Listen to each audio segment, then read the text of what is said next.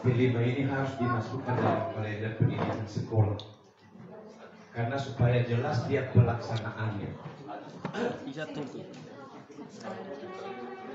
Oh tidak, Pak, maksudnya sekolah yang menyepakati kapan dilaksanakan P5. Dia bisa dalam bentuk blok. Blok ini maksudnya Bapak Ibu, tadi kita sudah hitung 36 hari. Nah, dalam 1 tahun. Maka bisa dilaksanakan sekaligus dia dalam 1 bulan. Ya, bisa. Nah, yang kami laksanakan bukan seperti itu. Kami laksanakan 1 minggu dalam 1 bulan. Contoh kami laksanakan, tapi tergantung sekolah ini ya, kesepakatan. Itu juga kemerdekaan kita di sekolah. Boleh juga tiap hari. Contoh, P5 kita laksanakan pada les terakhir 78. Boleh, atau les pertama tiap hari. Atau kita ambil dalam 1 hari, dalam 1 minggu, setiap hari Sabtu. Boleh. Ya. Boleh juga dia dalam bentuk blok yang saya katakan tadi. Hanya kesulitannya dalam 1 blok, kita harus menyelesaikan 3 tema sekaligus. Ya, kalau 1 blok ini kan 1 tahun kan, hanya 1 bulan dia lebih. Tapi kalau dia dimulai dari Agustus, misalnya akhir Agustus ini 1 minggu, Agustus nanti di bulan September 1 minggu lagi. Kecuali mata pelajaran yang tidak kena P5, tetap mengajar mata pelajaran. Ya. Jadi pada saat P5, guru lain yang terpotong mata pelajarannya di P5, maka dia mengajar P5. Tidak ada istilah saya tidak tahu, saya tidak bisa, bukan jurusan saya. Ya, tidak ada istilah itu Bapak Ibu.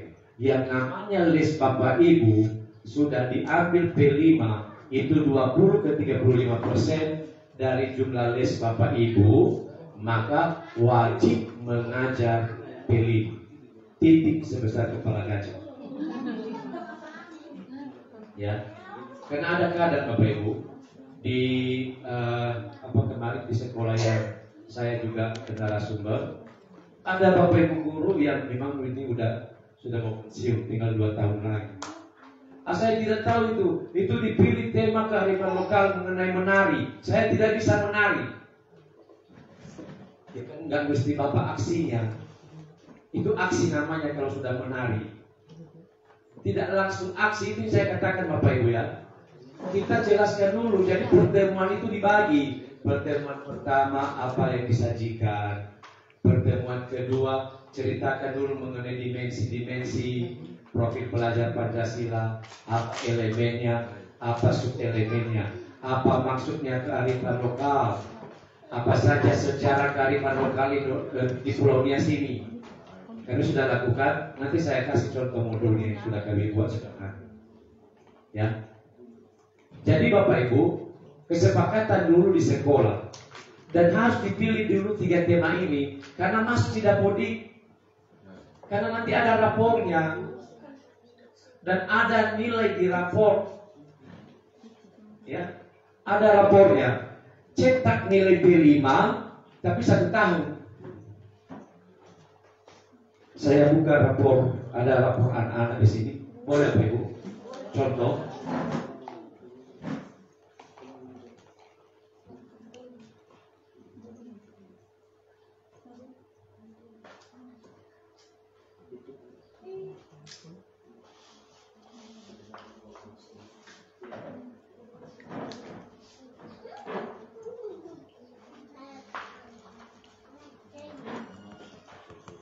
Ini contoh rapor Bapak Ibu ya.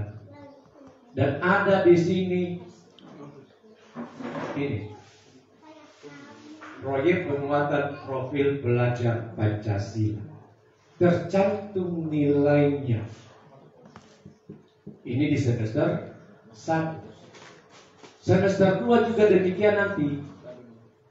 Jadi ada nilainya. Berarti di semester 1 ini harus ada kita laksanakan dulu 1 atau 2 tema.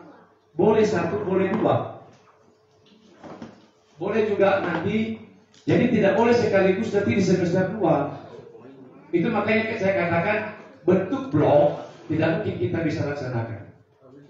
Dan nanti apa yang kita berikan nilainya di semester 1? Kalau bentuk blok. Jadi ada nilainya. Siapa yang memasukkan nilai ini? Koordinator P5.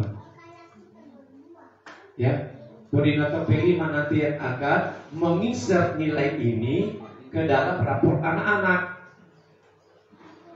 Itu dia. Jadi, ya, di sini Bapak Ibu ada capaian kompetensi. Ya. Capaiannya mencapai kompetensi dengan sangat baik dalam hal membangun kesadaran siswa tentang pentingnya mengelola sampah plastik. Karena ini tadi yang kami pilih temanya, ya, gaya hidup berkelanjutan dengan topik pengolahan sampah. Itu topiknya. Temanya gaya hidup berkelanjutan, topiknya pengolahan sampah. Karena kami lihat lingkungan kami, lingkungan sekitar banyak sampah, maka kita mau menguatkan anak-anak karakternya, bagaimana dia disiplin membuang sampah. Ya. Dan kita buat kreatif. Kreatifnya apa? Sampah itu bisa dijadikan uang. Ya, melalui karya kerajinan tangan. Nah, untuk semester 2 Bapak Ibu, sudah jelas Bapak Ibu, ini model rapor ya, hanya satu nilai. Tidak ada lagi nilai afektif. Tidak ada lagi nilai psikomotor. Kalau selama ini ada, kita dilaporkan. Tidak ada lagi itu sekarang. Hanya satu nilai ini, rata-rata terakhir ini. Dari nilai formatif dan sumatif yang sudah kita laksanakan. Dan capaian ini yang kita ketik pertama kali nanti di dalam rapor. Ya, ini yang kita masukkan. Guru yang memasukkan ini nanti. Berapa tujuan pembelajaran yang kita sudah lakukan dalam semester itu, kita insert di dalam rapor itu pertama kali. Setelah itu nanti tidak hanya nilai yang diisi. Ya. Jadi boleh copy paste. Saya kira tidak bisa lagi copy paste di rapor. Ya. Karena gampang dia Bapak Ibu, tinggal ketik nilai selesai. Ya. Nah, kemudian Bapak Ibu, ini rapor P5. Ya. Makanya ditentukan tema di awal ini dulu, karena operator, siapa Pak operator kita Pak? Nggak ada ya. Iya, ini proyek S1 kami Bapak Ibu. Ya, reduce, recycle. Iya Bu ya. Tapi sudah lagu lomba sudah Jadi ini capaiannya. Ya, jadi harus masuk di dalam Kapodi tema-tema yang kita pilih. Kecuali tadi SMK saya katakan harus ada satu proyek mengenai kebekerjaan dan budaya kerja. Wajib itu. Tema wajib. Ya. Nah, di sini nilainya ini dicetak pada akhir tahun. Jadi rapor P5 itu pada akhir tahun. Di mana dia berposisi? Tadi nilai ada di depannya. Kalau nilai tadi secara angka ada di dalam urutan mata pelajaran. Ada lagi, ya. Contoh ini, tema tentang sampah ini, topiknya ini. Lalu, ini yang dinilai Bapak Ibu. Dari sisi beriman dan bertakwa, dari dimensi beriman bertakwa kepada Tuhan Yang Maha Esa dan berangkat mulia. Apa yang sudah dicapai anak itu? Ya, maka dicek di sini. Siapa yang mengadakan penilaian P5? Ya kita. Yang dirangkum seluruhnya nanti oleh koordinator. Ya. Itu dia. Jadi ada rapornya Bapak Ibu, ya, untuk ke-6 dimensi. Nah, ini kami yang kedua. Ini kami pilih ini kearifan lokal temanya, tapi topiknya eksplorasi dan pementasan tari tradisional Nias. Siap-siap juga. Mana bendahara bos? Langsung. Ya. Ini Bu, dalam perubahan harus masuk untuk kelima sesuai dengan yang sudah direncanakan. Karena ada biaya, jangan dikutip dari anak-anak. Dan jangan Bapak Ibu guru juga yang mengeluarkan uangnya. Kalau bisa Bapak Ibu guru yang menerima uangnya.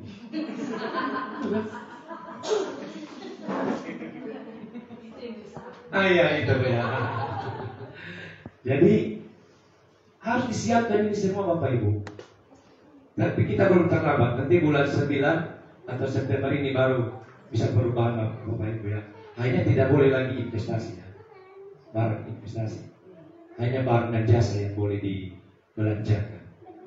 Nah kami kira di workshop ini bisa kita sepakati apa tema dan apa topik yang mau kita angkat sesuai dengan isu yang mendesak di lingkungan kita.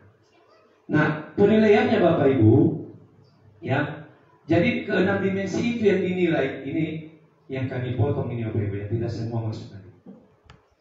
Ya. Jadi ada rapor P5 tersendiri. Dicetak dia dalam 1 tahun setelah kita kerjakan 3 proyek dalam 1 tahun. Kecuali nanti di kelas 11 mungkin hanya 2 proyek. Di kelas 12 mungkin hanya 1 proyek. Tapi nilai setiap semester ada. Ini tadi yang saya tunjukkan. Ada nilai B5. Ini apa Ibu? Di bawah mata pelajaran pendidikan Pancasila. Ya. Di bawah mata pelajaran itu dia. Jadi ada nilainya setiap semester. Dalam arti kokurikuler ini masuk dia di dalam laporan kepada orang tua. Jadi jangan kita anggap sepele, ya, jangan kita anggap sepele. Secepatnya kita harus musyawarahkan apa tema yang kita pilih.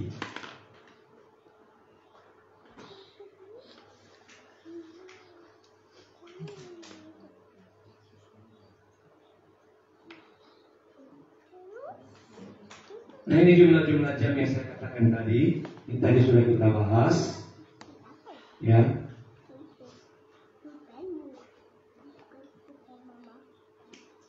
Nah, kadang juga Bapak Ibu, ya, dalam satu proyek tidak semua dimensi kita angkat.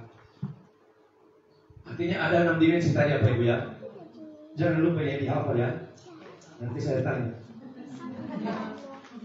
Tidak tahu nanti saya panggil orang tua. Ya, tapi tidak terlepas dimensi yang pertama. Tetap dimensi yang pertama. Kenapa itu beriman dan bertawa kepada karena apapun yang kita kerjakan kita serahkan kepada Tuhan yang Maha Kuasa. Jangan pula dimensi yang kita abaikan. Tapi kalau dimensi misalnya kreatif tidak terjawab dalam proyek yang kita laksanakan, boleh itu tidak masuk dalam penilaian. Jadi menentukan dimensi ini, ya, yang fokus dikembangkan. Apa kira-kira yang fokus? Nalar kritisan anak kita kurang, ya, hanya enggak saja, yes no, tidak mau lagi berproses berpikirnya. Ini yang mau kita kembangkan. Maka ini kita fokus. Lalu kita cari tema yang tepat untuk itu. Kita mulai dari sana. Tema yang tepat untuk itu apa ya? Ini nanti mau pemilihan OSIS. Boleh kita angkat jadi satu proyek. Ya. Kehidupan demokrasi itu temanya. Ya. Bisa kita angkat jadi satu tema, satu proyek.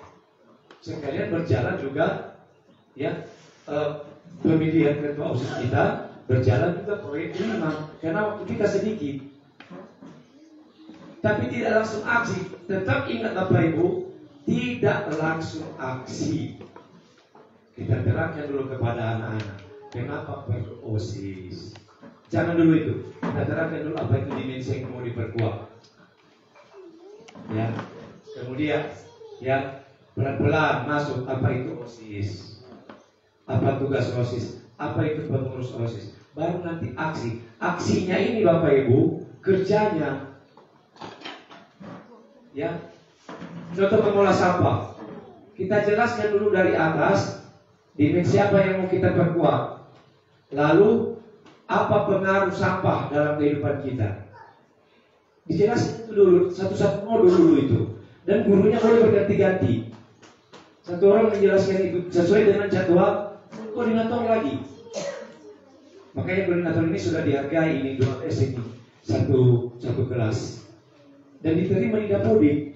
Terbukti kami ada guru kami yang kurang mata pelajaran hanya 18 les, dia koordinator 6 jam, dapat sertifikasi. Jangan takut Bapak Ibu. Ya, sudah sepakat kami Menteri Pendidikan untuk bisa ditabung. Nah, ini disarankan untuk memilih 2-3 dimensi, jangan hanya satu. Ya, dimensi yang 6 ini apa Ibu ya? 6 tadi, profil pelajar Pancasila. Kemudian sebaiknya jumlah dimensi profil pelajar Pancasila yang dikembangkan dalam suatu proyek tidak terlalu banyak agar tujuan pencapaian proyek itu jelas dan terarah. Kalau terlalu banyak bisa linglung kita. Lebih baik dia hanya hanya 2, tapi dia fokus. Itu yang mau kita kembangkan. Contoh tadi, kita kembangkan beriman dan bertakwa kepada Tuhan yang Maha Kuasa, berakhlak mulia. Akhlak apa? Kita pilih lagi di elemen yang nanti di bawah. Apakah akhlak kepada sesama, akhlak kepada alam? Contoh kami kemarin mengolah sampah itu akhlak kepada alam. Akhlak kepada alam. Ya, dan kreatifnya itu bagaimana dia mengolah sampah jadi barang seni. Jadi barang suatu kerajinan yang bisa berharga. Nah, selanjutnya, ini strategi membentuk tim fasilitator proyek. Ya. Jadi ada fasilitatornya nanti, dan semua Bapak Ibu guru bisa jadi fasilitator. Yang ada lesnya P5, yang tidak ada lesnya P5 boleh. Ya. Jadi tidak masalah itu. Ya, asal dia mau kerja. Tapi yang pertama dulu harus ada koordinatornya di atas ya. Dan ini di-SK-kan. Ini di-SK-kan Pak. Ya, siapa koordinator? Koordinator P5. Iya, koordinator P5 dan DK kalau di SMK namanya. Ya, kebekerjaan dan budaya kerja. Ya, P5 BK. Proyek penguatan profil pelajar Pancasila dan budaya kerja. Itu kalau di SMK. Karena wajibnya itu nanti adalah kebekerjaan dan budaya kerja. Wajib ada satu tema untuk itu. Hanya dipilih kalau kebekerjaan apa yang dipilih topiknya. Terlepas dari jurusan Bapak Ibu ya. Misalnya kita kebekerjaan mengenai pertanian. Terlepas dari itu, tidak masalah juga kalau itu dipilih. Kalau memang itu urgen, isu yang memang harus kita selesaikan. Ya. Bisa kasih contoh saat mata pelajaran, contohnya Pak matematika. Tidak ada istilah mata pelajaran terlepas dari mata pelajaran. Berdasarkan tema dia. Iya. Yang menentukan tema. Kita musyawarah sekolah ada 7 tema pilihan, ada 2 tema wajib untuk SMK. Gitu. Iya. Kita lihat saja temanya. Ini pemilihan tema. Didasarkan kepada apa? Tahap kesiapan sekolah dan guru menjalankan proyek. Kedua, kalender belajar nasional atau perayaan nasional atau internasional misalnya tema. ya, gaya hidup berkelanjutan, dilaksanakan sepenuhnya dan lain sebagainya. Ya, ini identifikasi kita tidak. Ya, ini 7 temanya. Ya, ini gaya hidup berkelanjutan. Gaya hidup berkelanjutan ini masalah ini tertuju kepada alam. Ya, nanti kita bahas. Ada nanti keterangan di bawah. Kearifan lokal, Bhinneka Tunggal Ika, bangunan jiwa dan raganya, suara demokrasi, berrekayasa dan berteknologi untuk membangun NKRI, kewirausahaan, kebekerjaan dan budaya kerja ini yang wajib di SMK. Setiap tahun harus ada ini. Ya, wajib dia. Nah, 9 tema itu dilaksanakan di sekolah. Gaya hidup berkelanjutan, ini maksudnya di bawah. Memahami dampak dari aktivitas manusia, baik jangka pendek maupun panjang, terhadap keberlangsungan di kehidupan di dunia maupun lingkungan sekitarnya. Jadi gaya hidup berkelanjutan ini, bagaimana aktivitas kita dalam melanjutkan hidup. Ini terkait juga dengan lingkungan. Maka bisa masuk tadi pengelolaan sampah, masalah banjir, masalah reboisasi hutan, ya, atau masalah irigasi. Ini masalah lingkungan, isu-isu lingkungan, isu-isu aktivitas manusia terhadap lingkungan, penebangan hutan, ya, pembukaan lahan misalnya lagi boleh. Ini untuk ya gaya hidup berkelanjutan. Kearifan lokal, ya, membangun rasa ingin tahu dan kemampuan inquiry melalui eksplorasi tentang budaya dan kearifan lokal masyarakat sekitar atau daerah tersebut serta perkembangannya. Kearifan lokal kita itu ada istiadat, budayanya, ya, boleh khusus ya budaya Siteluan, boleh juga sekepulauan Nias, ya. Tapi ngapain kita dulu sekepulauan Nias kalau ada di daerah kita, ya? Lingkungan kita dulu yang penting, ya. Itu yang diutamakan dulu. Makanya kearifan lokal ini juga contoh kami di SMA di SMA 2 tadi bermove on.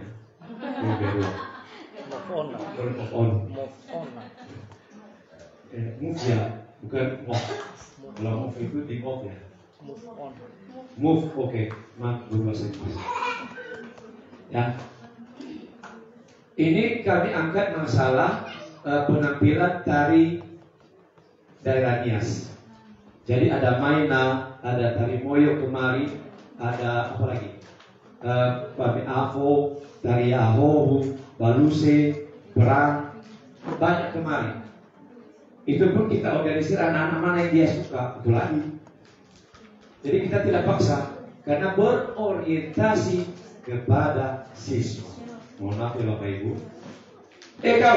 Kamu masuk saja di mana ya? Dia katakan ini Pak, ini. Nah, bahkan ada cowok memilih tari Moyo kemarin. Silakan. Karena memang lenggoknya lebih kemayu dari perempuan juga. Ya, lebih apa dia? Lebih bagus lagi gerakannya dibanding perempuan asli. Ini KW saja bisa bagus. Ya, perempuan KW. Ya. Nah, jadi Bapak Ibu, yang kearifan lokal ini Henry boleh kita mantapkan yang di Hoho dan lain sebagainya. Ya. Tapi kita ini Bapak Ibu ya, jangan campur aduk nantinya. Kita pilih-pilih dia, mana yang lebih penting. Mana yang lebih penting. Misalnya juga simulasi pelaksanaan pesta pernikahan boleh. Supaya anak tahu apa adat-adatnya, apa yang diperlukan ketika pesta pernikahan adat. Kan banyak sekarang anak lupa tidak tahu itu apa. Ya, kalau ya ya berbagi Sazilo, lihat saya Sazilo. Ya, nggak tahu dia.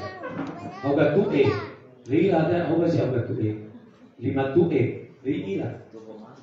Ya, kedua manu. Ya Pak Ayus ya. Iya Pak. Nah, jadi itu juga bisa diangkat. Isu-isu itu juga bisa diangkat. Tapi yang penting Bapak Ibu, prioritas. Jangan semua tapi jangan juga bikin ribet diri sendiri. Ini kita baru awal. Ya, dari awal sederhana dulu. Makanya kami dulu memilih pengolahan sampah yang mudah dulu lah. Nanti kalau sudah kita terbiasa baru kita coba kembangkan yang lebih. Ya, setelah kita sukses di tahap pertama, baru kita melangkah tahap berikutnya. Jangan bikin dulu ribet diri sendiri, itu maksudnya. Ya, tak gue bisa lawal ini tak kamu tuh. Abu tengah tadi abu balawala. Tapi ada masuk meter, semeter potong. Ya, depan kalau lebih. Lebih baik apa yang mampu dijangkau, itulah yang kita lakukan. Nah, tapi kesiapan harus ada. Makanya tadi kita bentuk tim. Ya. Selanjutnya, Bhinneka Tunggal Ika. Bhinneka Tunggal Ika ini umumnya ini masalah agama, kepercayaan, keberagaman, bagaimana dia toleransi, bagaimana dia menghargai sesama, bagaimana dia menerima orang yang berbeda kepadanya. Ini kalau kebinekaan ini. Ya. Jadi ini terutama masalah agama ini. Ya, mau kita adakan proyek masalah agama, boleh.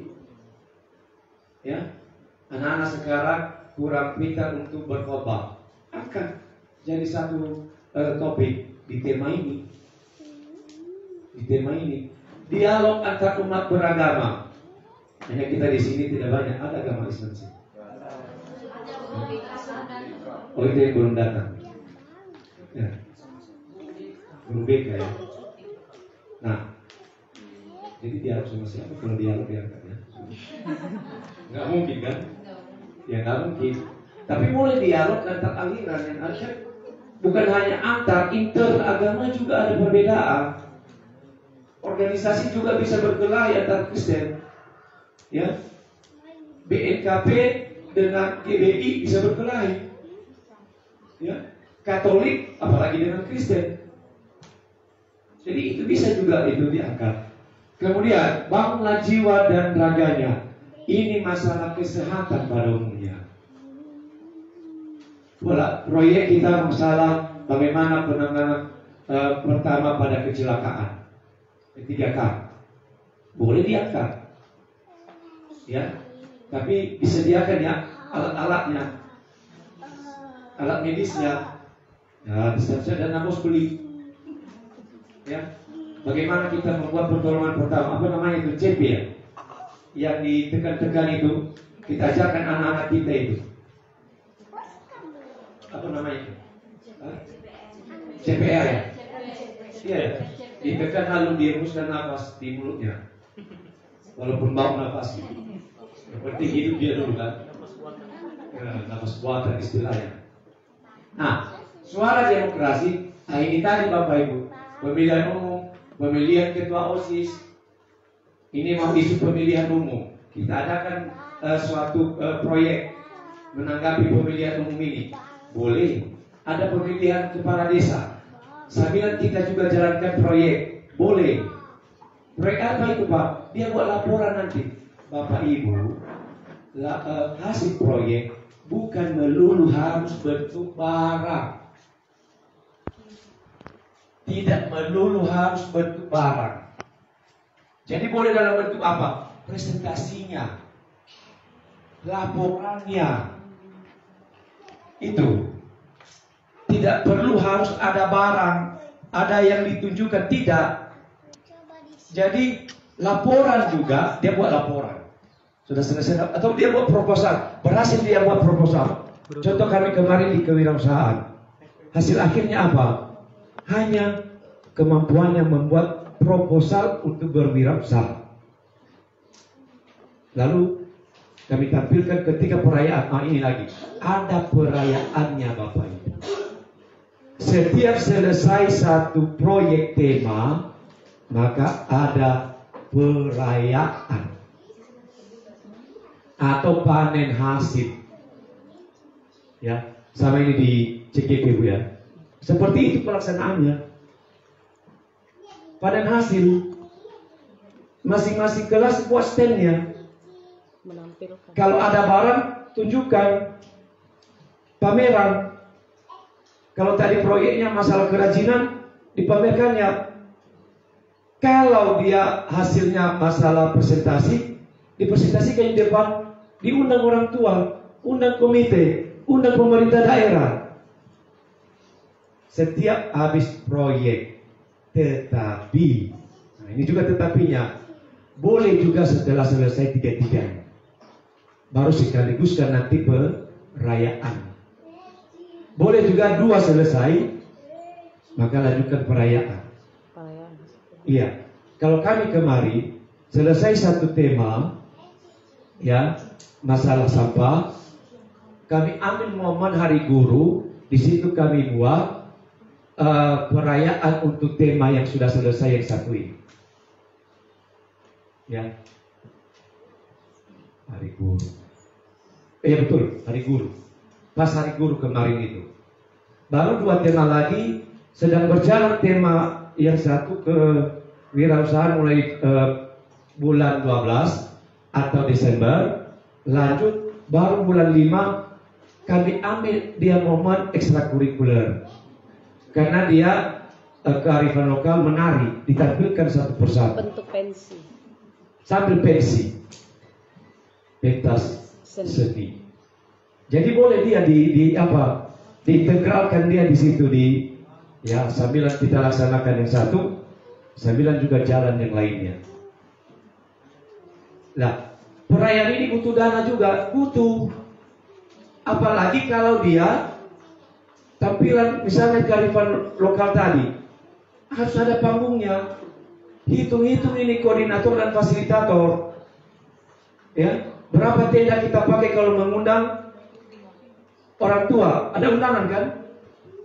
Dan tidak mungkin mereka datang 1 gelas air kita tidak suguhkan. Itu ya, minimal aku asli mangotu tabelora. Bahasa-bahasa telur-teluran. Itu. Jadi ini semua harus memang direncanakan. Makanya saya katakan tadi kita itu manajer. Perlu perencanaan matang terhadap P5 ini. Ya. Boleh setelah selesai 3 tema baru perayaannya. Nah, kita rayakan besar-besaran boleh. 7 hari 7 malam. Boleh. Asal ada uangnya itunya. Ya. Tapi Bapak Ibu hindari meminta uang dari anak-anak. Biaya P5 semua ditanggung oleh sekolah. Jangan dibebankan kepada terutama siswa-siswi kita. Kecuali juga ada. Ya, memang ikhlas. Ya. Dan lagian kalau kita menggunakan apa yang ada, ya, pengolahan aset apa yang ada di sekolah, itu yang kita gunakan. Ngapain perlu biaya ya kan? Tidak perlu biaya. Nah, kemudian Bapak Ibu berrekayasa dan berteknologi ini melatih daya pikir kritis, kreatif, inovatif, sekaligus kemampuan berempati untuk berrekayasa, membangun produk berteknologi memudahkan kegiatan dirinya dan juga sekitarnya, membuat robot. Ya, dia ciptakan alat pertanian untuk menghancurkan bulir padi. Ini proyek boleh, teknologi yang berguna bagi masyarakat. Ya, dia ciptakan alat yang bisa membersihkan secara remote, bisa. Kemudian kewirausahaan. Ya, ini mengidentifikasi potensi ekonomi dan peluang usaha di tingkat lokal dan masalah yang ada dalam pengembangan potensi dan pengembangan usaha tersebut. Kami juga sudah lakukan ini. Hasil akhirnya apa? Anak-anak itu kita ajak untuk bisa membuat proposal, hitung berapa untungnya, dan mereka juga mempraktikkan membuat produknya itu apa nanti. Itu yang dipamerkan. Ada yang memilih kuliner, ada yang memilih bangunan, mereka tampilkan pada saat pameran. Ya, dan guru-guru juga enak lah, bisa dicicipi sedikit.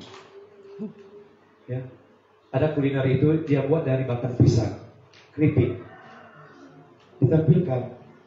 Peluang usahanya kita tanya sama mereka, dan mudah-mudahan mereka bisa jelaskan. Ya, saya lihat memang dengan P5 ini anak-anak itu bergairah yang kami alami yang setelah kami lalui. Ya, ketika masuk mereka lebih enak masuk P5 dibanding dengan mata pelajaran biasa.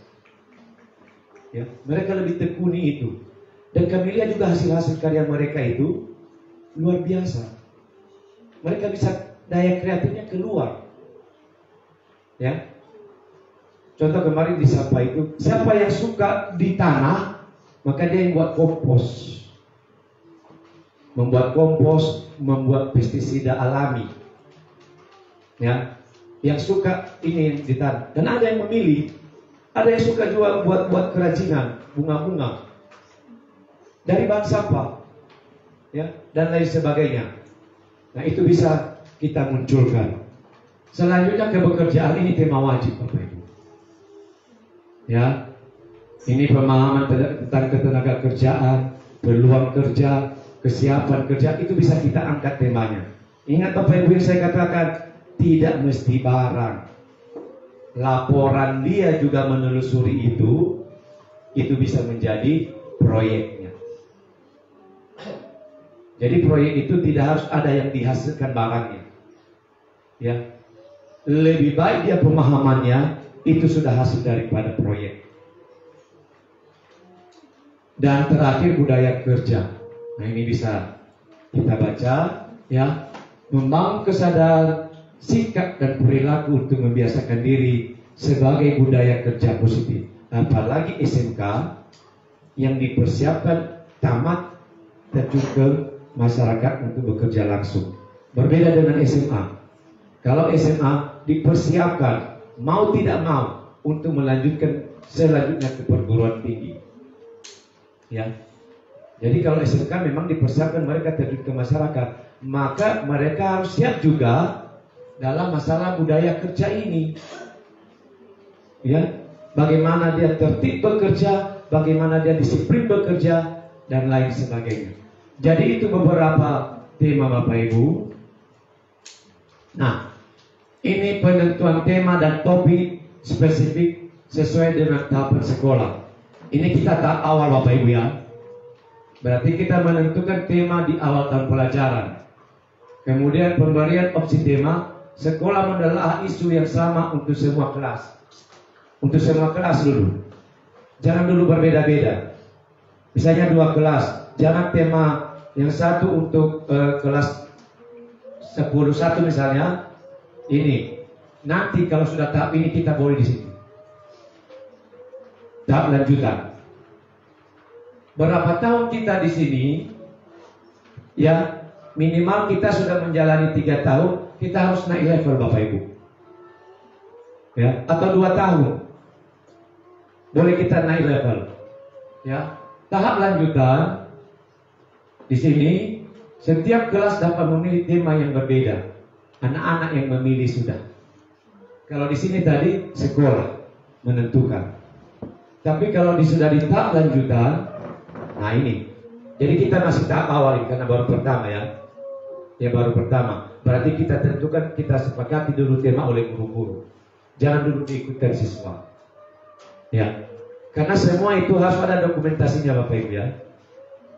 Harus ada dokumentasinya. Ya, menentukan tema dan lain sebagainya. Selanjutnya merancang proyek. Ya, modul proyek merupakan perencanaan pembelajaran dengan konsep pembelajaran berbasis proyek.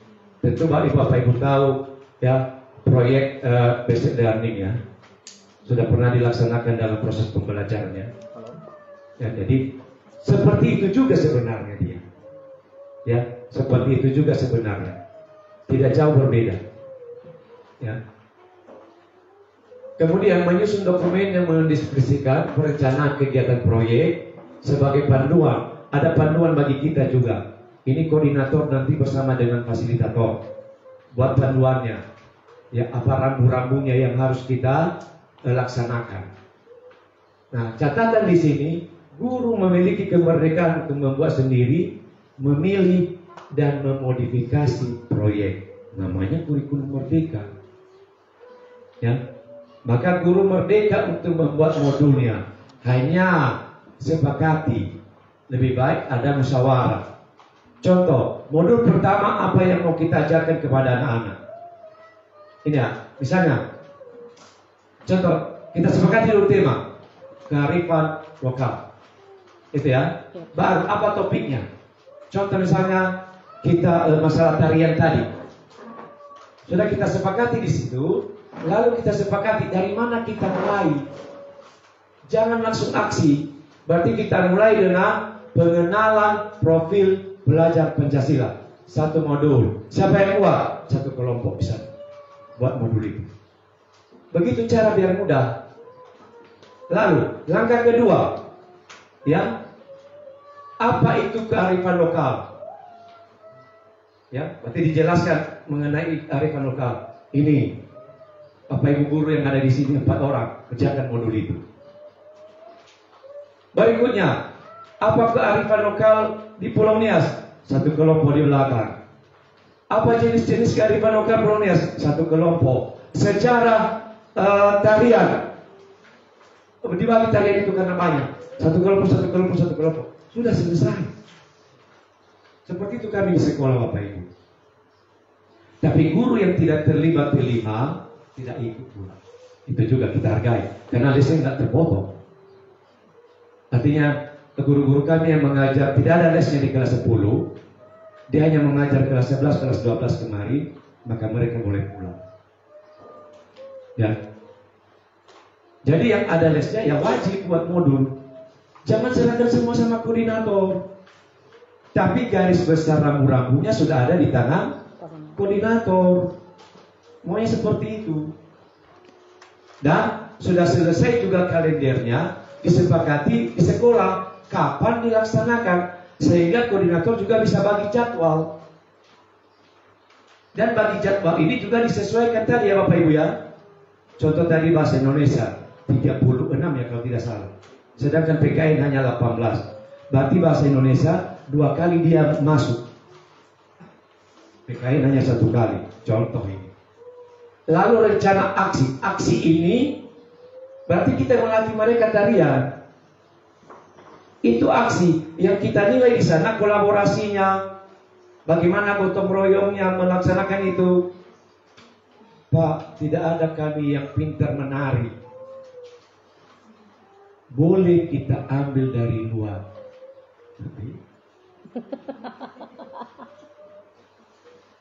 Ada anak-anak kami kelas 11, 12 yang bisa. Itu aset Bapak Ibu. Pergunakan, boleh. Sesama juga ada anak itu yang pintar, biar diajarinya kawan-kawannya. Ya. Contoh, Bapak Delo misalnya dia masuk jadwal untuk rencana aksi karena jadwalnya. Berarti dia harus memantau latihan anak-anak itu kan. Kan dia tidak bisa menari. Ya, pasok gimana nih no bebe? Bagaimana saya menari? Ya. Nah, tidak mesti Padelau yang mengajari mereka. Padelau hanya mengawasi mereka supaya tertib. Silakan ada orang yang bisa melatih atau mereka sendiri berlatih juga boleh melalui video. Nah itu yang sudah kami laksanakan dan sukses. Mereka bisa tampil satu-satu kelompok dengan pilihan tariannya masing-masing. Itu. Ketika perayaan nanti kita duduk diam, enak nikmati snack, kita tonton mereka tampil. Enak tenang. Nikmat apa lagi yang kau dustai di dunia ini? Ada kopi, ada rokok, ada goreng. Sudahlah, lupa bahwa dunia ini adalah milik bersama. Kita kira hanya milik kita sendiri. Itu Bapak Ibu. Jadi tidak berat sebenarnya, karena kita belum memulai saja. Ya, ini komponen. Ya, ada profil modul, tujuan. Nah, tujuan ini diambil dari mana? Dari dimensi, elemen, sub-elemen daripada profil pelajar Pancasila. Lalu aktivitasnya apa? alur aktivitasnya bagaimana, asesmennya apa. Ya. Jadi ini Bapak Ibu, dalam tujuan profil Pancasila, proyek profil itu menguatkan pencapaian kompetensi profil pelajar Pancasila. Ya, untuk memastikan eksplorasi atau pengembangan aktivitas proyek. Maka alurnya seperti ini, ditentukan tujuannya, apa kompetensi yang akan dicapai oleh peserta didik, lalu kita rancang asesmennya.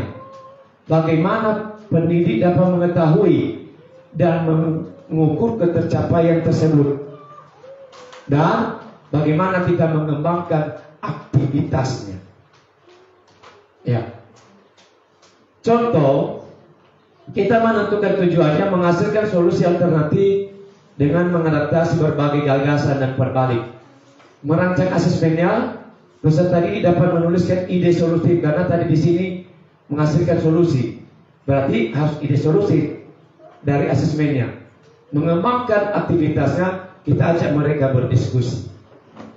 Ya. Nah, ini elemen-elemen yang saya katakan tadi Bapak Ibu. Ini dimensinya, ini elemennya, ini sub-elemennya. Dimensi beriman, bertakwa kepada Tuhan Yang Maha Esa, berakhlak mulia, ada 6 dimensi. Ya, ada 5 ya. Akhlak beragama, akhlak pribadi, akhlak kepada manusia, akhlak kepada alam, akhlak bernegara. Sub elemennya ini lagi. Ya. Nah, ini penting. Kenapa? Dari sini nanti kita ambil tujuannya. Tujuan proyek yang akan kita laksanakan.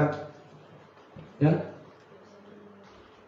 Nah, berkebinekaan global ada 4 elemen. Ya, mengenal dan menghargai budaya, komunikasi dan interaksi antar budaya, dan ada lagi sub elemennya. Demikian seterusnya. Ya, kami tidak satu persatu lagi ya. Nah, ini memilih sub elemen. Kita tentukan dulu dimensinya, lalu ada asesmen awal, ya, atau asesmen diagnostik. Kenapa ini kita perlu? Kita bisa mempetakan, ya, gaya belajar anak, kemudian minatnya, dan kesiapan belajarnya. Ada 3 ini yang harus kita ketahui. Sehingga kita nanti bisa merancang sebuah pembelajaran yang berpusat kepada anak sesuai dengan gaya belajarnya, minatnya, dan kesiapan belajarnya. Ini juga dasar dari pembelajaran berdiferensiasi. Ya. Kemudian kita tentukan elemennya, baru sub elemennya. Yang ini apa Ibu? Ini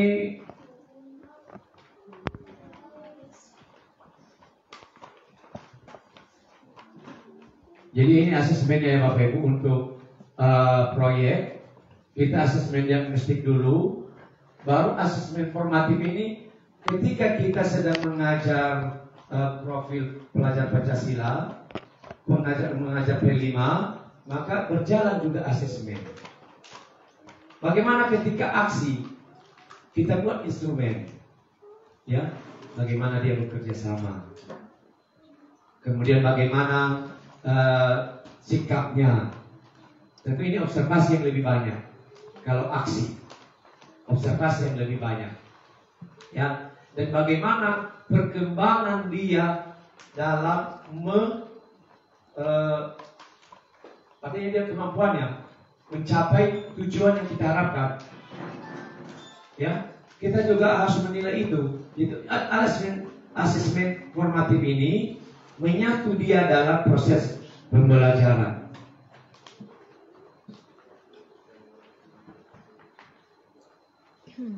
Ya, ini contohnya bagi guru rubrik. Kebanyakan ini kita buat dalam bentuk rubrik ya Bapak Ibu. Kalau asesmen itu, ya, asesmen kita buat dalam bentuk rubrik yang lebih efektif.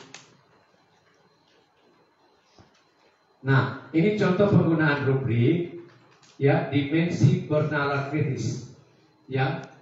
Misalnya mengajukan pertanyaan, ya, mulai berkembang. Nah, seperti di dapur tadi, untuk proyek P5 atau untuk P5, dia dimulai dari mulai berkembang, sudah berkembang, mahir dan sangat mahir.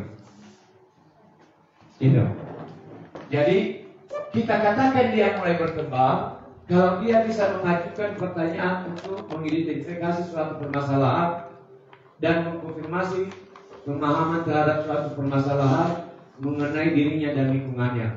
Sudah berkembang, ini tentunya mahir dan sangat mahir. Ini khusus untuk dimensi bernalar kritis. Kalau dalam proyek kita tadi berapa dimensi? Kan tidak semua dimensi tadi ya. Kita katakan ya, boleh kita pilih 3 dimensi. Ya. Lalu dimensi inilah yang mau kita nilai nanti kepada anak-anak di proyek. Itu maksudnya nilai hasilnya hanya tambahan Bapak Ibu.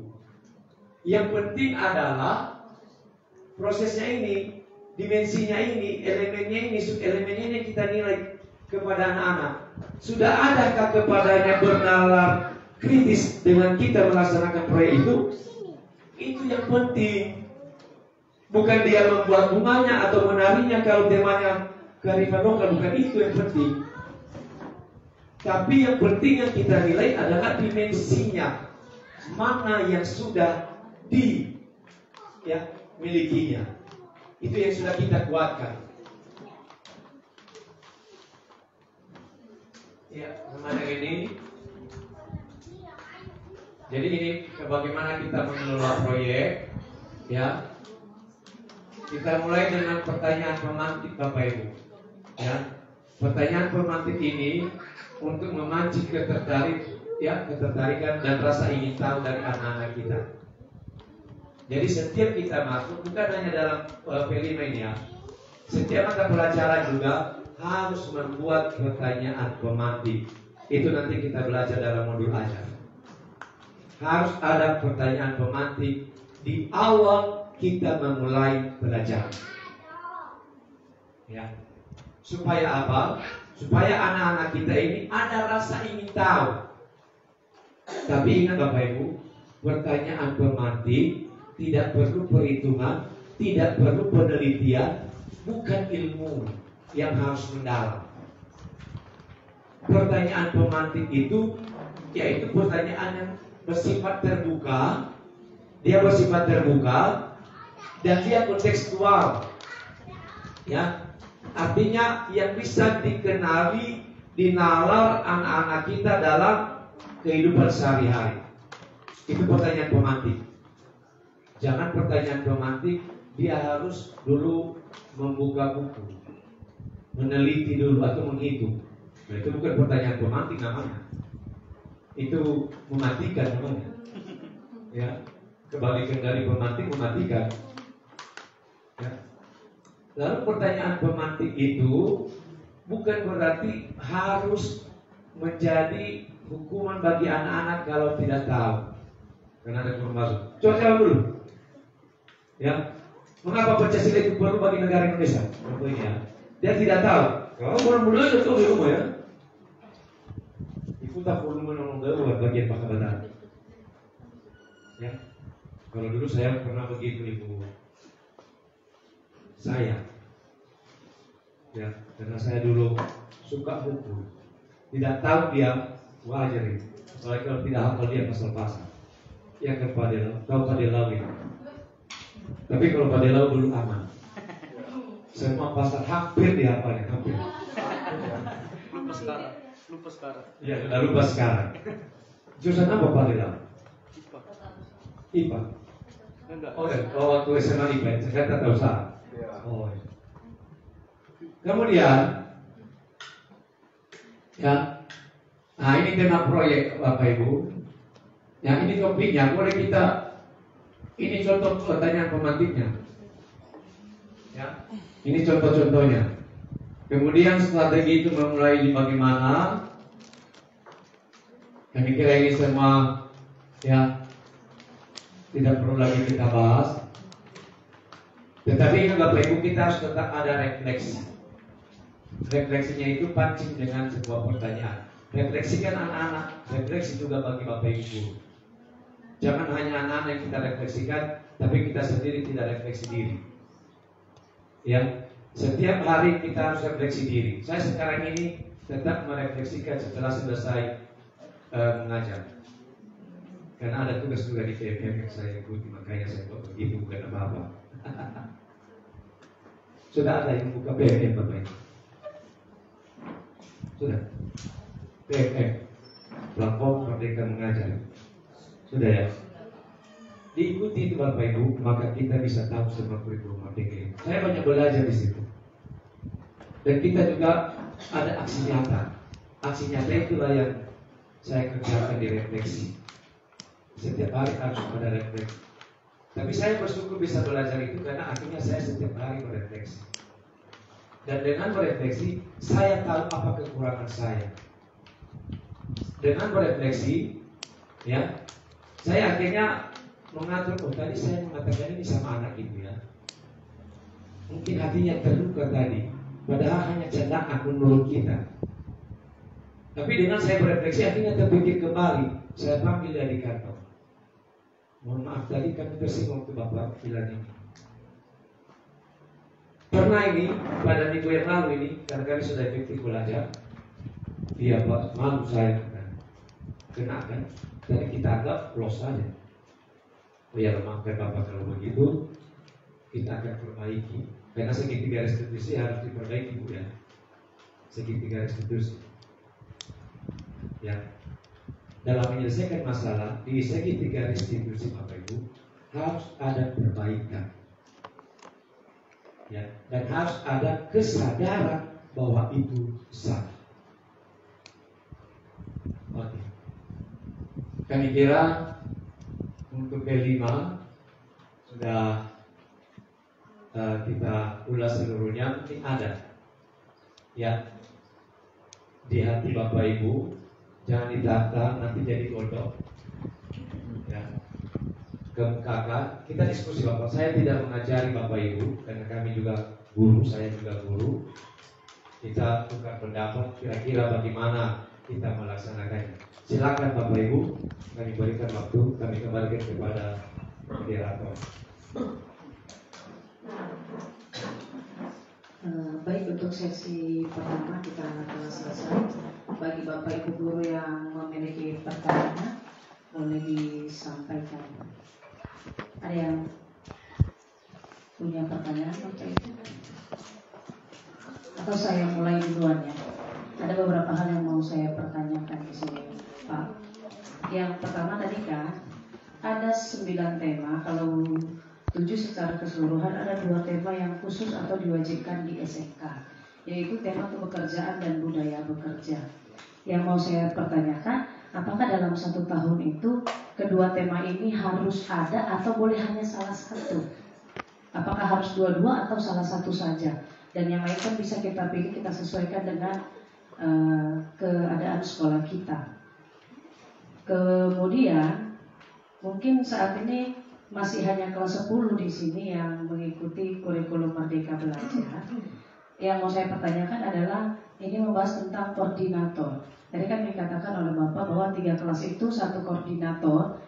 Jadi pada saat, kalau saat ini kan posisinya hanya 2 kelas di kelas 10. Saat mereka naik, kemudian ada anak-anak nanti masuk di kelas 10, apakah itu koordinatornya terpisah antara kelas 10 dengan kelas 11, atau tetap perhitungan dia per kelas, per jumlah kelas? Mungkin itu yang mau saya tanyakan kepada Bapak. Terima kasih.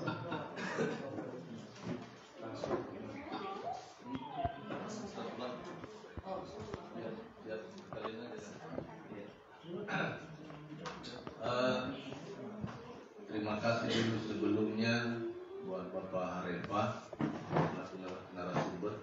Ada beberapa hal tadi yang memang jauh berbeda terbalik dengan K13 tentang perankingan siswa. Nah, perankingan siswa ini ke depan ini khusus kelas 10 ini di kurikulum Merdeka ini kan tidak ada lagi yang namanya kompetisi kejuaraan dalam hal itu. apakah nggak ada pengaruh nanti? Karena ini salah satu juga bagian untuk meningkatkan keinginan anak-anak mau belajar. Itu yang dulu. Nah, tahun ini kelas 10 tidak ada rankingan, berarti nggak ada ranking 1 sampai contoh 30. 1 sampai 10 aja lah dulu. Nah, apakah tidak ada pengaruh terhadap perkembangan prestasi anak kalau tidak ada ranking? Karena ranking ini memang harus berkompetisi sebenarnya dalam belajar ini, menurut saya. Tapi dengan adanya kurikulum ini dihilangkan sama sekali. Bahkan nilai itu bukan patokan, tadi saya dengar, untuk menilai siswa kita. Nah, mohon nanti penjelasannya tentang itu, Pak.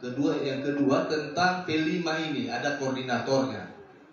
Koordinator ini apakah bisa langsung kurikulum atau bisa juga orang lain selain daripada pembantu kepala sekolah bidang kurikulum. Dan kemudian biaya, tadi ada biaya tidak bisa dikutip terhadap siswa. Nah, biaya itu berarti dari awal sudah direncanakan kegiatan ini sebelum membagi kelompok-kelompok pemetaan tadi. Contoh seni tari, ada tadi dan lain sebagainya. Kemudian pada akhirnya nanti kita rayakan bersama. Berarti ini prediksi atau karena kita nggak tahu, bisa saja naik, bisa saja turun. Nah, jadi berarti harus rapat betul-betul dari awal, disesuaikan dengan kalender. Kegiatan ini disesuaikan dengan kalender pendidikan tadi ya. Kalender pendidikan. Nah, baiknya ini dilaksanakan, saya nggak tahu juga tadi ada kalau boleh setiap hari Sabtu atau setiap sekali dalam sebulan atau 2 kali dalam 3 bulan untuk kegiatan proyek tadi. Nah, jadi mohon nanti supaya ada keringan, karena memang agak beda jauh dengan SMA. Karena wujud kerja SMK ini kan tindakan kebanyakan praktiknya. Jadi apalagi dalam bidang jurusan, kan di luar jurusan tadi ini ada kegiatan ini. Contoh kegiatan TKJ. Nah, di luar itu pun ada lagi. Bukan hanya berpatokan terhadap jurusan. Mohon penjelasan Pak supaya nanti kawan-kawan bisa lebih paham tentang.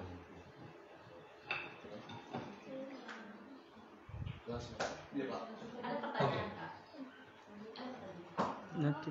Ada pertanyaan.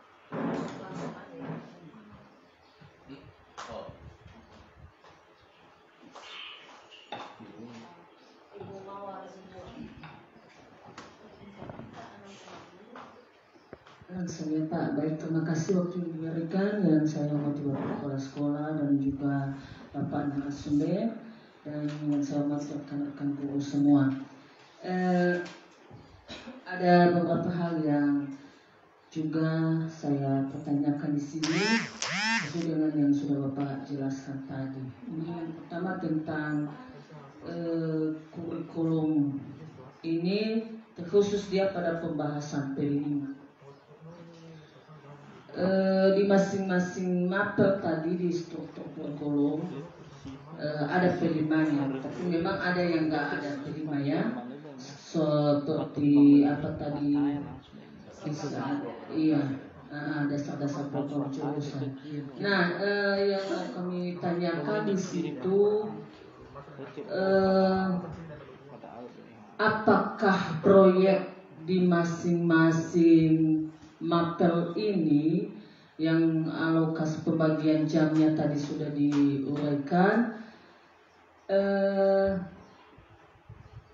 itu berbeda dengan yang kita lakukan juga atau kita terapkan di dalam ruangan. Contohnya untuk bidang studi matematika, di sana tadi ada berapa JP dalam 1 tahun ini? 1 tahun 36, berarti ada 18 jam pelajaran di 1 semester. Nah, itu P5-nya. Sedangkan pada pertemuan di dalam ruangan kan ada juga profil pelajar Pancasila yang kita di situ, misalnya kreatif, bernalar Kristis. Nah, apakah itu di 18 JP itu sudah keluar. Yang tadi juga kita sudah menerapkan pada proses belajar mengajar. Artinya tidak terhitung lagi dia di project itu. Kemudian pada pelaksanaan tadi project, mungkin ini yang benar-benar membingungkan nanti apanya. Bagaimana pembagian waktu dengan guru-guru lain? Memang benar tadi sudah disampaikan oleh Bapak. Misalnya kita ambil satu project itu tentu sesuai tema. Nah, pertanyaannya apakah semua mapel di situ? Ada di situ ada bahasa Inggrisnya, ada matematikanya. Nah, kalau dia bahasa Inggris kapan masuknya? Di bagian mananya dia masuk ketika pelaksanaan project itu? Nah, itu. Berikutnya itu tentang dengan pembagian atau alokasi waktu jam pelajaran untuk pelaksanaan proyek. Memang sudah diuraikan tadi bahwa dalam 1 tahun ya ada minimal 3 ya, wajib 3 proyek ya. 3 tema dalam 1 tahun. Yang berikut yang saya tanyakan lagi, satu tema itu apakah ada hubungannya dengan JP tadi? Misalnya satu tema tadi kita bikin misalnya kearifan lokal, apa JP-nya itu? Sehingga masing-masing guru nanti karena beda di alokasi waktu tadi di masing-masing mapel. So, di matematika 36 CP dalam 1 tahun, 18 ya 1 semester lah kita bahas, bahasa Inggris di 18 dan seterusnya. Nah, jadi misalnya kita ambil tema kearifan lokal,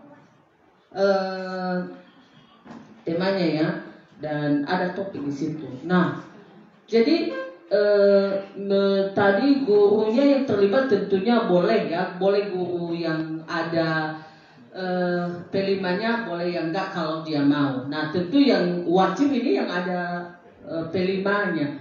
Nah, jadi bagaimana porsinya pembagian tadi dalam itu? Berapa JP masuk sih? Apa sehingga pengurangan nanti di jumlah JP-nya yang 18 itu? Berapa JP matematika proyek di tema itu? Berapa bahasa Inggris? Atau bagaimana? Jadi itu yang membingungkan saya pribadi dalam hal ini dulu kapasitas saya sebagai guru ya, bukan sebagai kurikulum. Itu setentang dengan P5. Hubungannya tadi yaitu karena sempat disinggung tadi ini tentang pembiayaan. Ya tentu ini adalah tadi disampaikan Bapak ya, mau tidak mau semua adalah pasti ujung-ujungnya di dana BOS. Nah, apakah semua rangkaian kegiatan mulai dari perencanaan sampai pada semuanya di itu 100% dibebankan di anggaran BOS. Nah, jadi kalau seperti begitu kalau memang 100% dibebankan, apakah ini sudah sejalan atau sudah diketahui oleh yang pengelolaan BOS? Jangan-jangan nanti bahwa ini tidak bisa dikeluarkan ini karena ini begini. Kita kan ada juknis di BOS itu. Nah, di mana itu dan ada persentase-persentasenya tentunya. Berapa untuk bagian ini, dan tentu bukan hanya di P5 yang kita gunakan, juga pendanaan ada juga yang lain. Kemudian yang terakhir ini, kalau secara keseluruhan yang saya lihat bahwa kurikulum ini belum lagi mantap sebenarnya. Kita kurikulum 13 masuk merdeka yang mencetuskan ini, nggak tahu apakah ini memang ide dari menteri sekarang yang sedang jalan atau apa. Apakah sedangkan sebentar lagi juga akan berakhir ini, apakah tidak lagi kita sudah memulai seperti begini, berubah lagi, walaupun memang masih ada apanya, tapi pasti ada juga dampaknya. Contohnya ini merdeka ini, kalau saya lihat dari awal di sini boleh dikatakan hampir imbang mereka ini di masing-masing JP tentang proyek, semua tentang proyek. Artinya bukti nyata dari siswa itu yang lebih ke P5-nya, profil Pancasilanya. Nah, artinya tujuan sebenarnya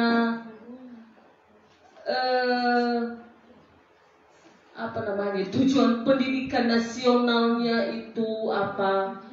Sudah ke arah sana menurut saya, bukan lagi ke lebih bagaimana bahwa siswa itu contohnya di SMK. Di SMK, ya anak-anak kan pada belum tahu ini. Atau saya bawa aja ke mata pelajaran matematika.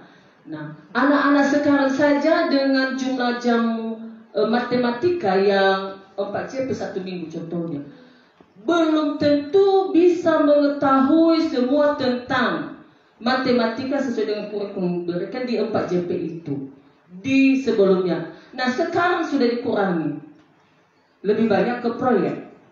Nah, sedangkan yang saya tanya tadi, di bagian mananya matematika masuk di proyek tadi? Apakah hanya sebatas, kalau saya lihat ya, kalau dia masuk ke proyek ya hitung-hitung anggaran keuangannya atau apa? Apakah di bagian itu? Sedangkan ada yang lebih penting yang harus dia pelajari, mungkin yang memang kita butuh dia di intrakurikulernya. Ya, jadi kayak kalau saya pikirkan membingungkan, dia lebih ke pekerjaan, ke hal-hal itu, proyek-proyek seperti itu, sementara kali-kalinya saja belum mantap. Itu menurut saya ya, atau itu baru dasar, apalagi kalau ada matematika lain, kalkulusnya belum, integralnya belum tahu, sedangkan itu penting, ya. Jadi bagaimana ya? Apakah dari Bapak mungkin sudah mengikuti sedalam apa? Apakah ini nanti berkelanjutan atau tidak? Jadi sebenarnya ini bukan hanya memberatkan siswa, juga memberatkan guru. Kenapa? Saya ambil contoh di ketika kita melaksanakan proyek ini, pasti ada saja Bapak Ibu guru, Bapak ya sahau waktu pada bau ada transportasi pada bakar, ada minum saya, mohon maaf seperti itu. Apakah itu sudah dihitung? Kalau dia pegawai negara, apakah sudah dihitung di situ di jumlah jamnya? Terus terang saja kita sekarang ya pada pembahasan. Yo guru ya deh kali kemana yo anak kita suruh tabah tahu tak faham dalam sekolah atau segala macam dengan kegiatan ini.